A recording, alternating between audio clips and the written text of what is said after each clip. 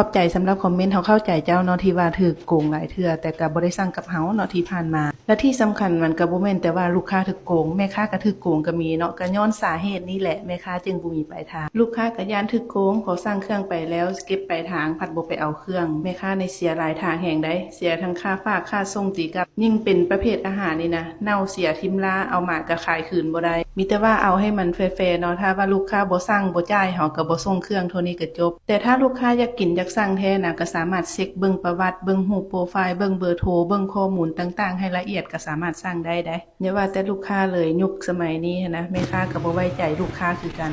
ดังนั้นถ้าอยากกินอยากสั่งอยากลองแท้ก็สามารถเช็คเบิ่งประวัติได้ถ้าว่าย่านเฮาโกงหรือว่าย่านเฮาบ่ส่งให้เฮาก็ยอมใจคือกันเฮาก็บ่ส่งให้อีหลีนี่แหละก็เบิ่งลูกค้าค่อยก็หลายเนาะบ่ได้น้อยเฮ็ดมานี่ 2-3 ปีแล้วก็บ่ได้โกงไผจักคนได้ล่ะค่อยก็บ่มีหยังที่จะให้นอกจากความจริงใจใจแลกใจถ้าสั่งเครื่องไปแล้วเจ้าบ่ได้เครื่องก็สามารถประจานได้เลยเพราะว่าค่อยก็เอารูปค่อยใส่เองหมดทุก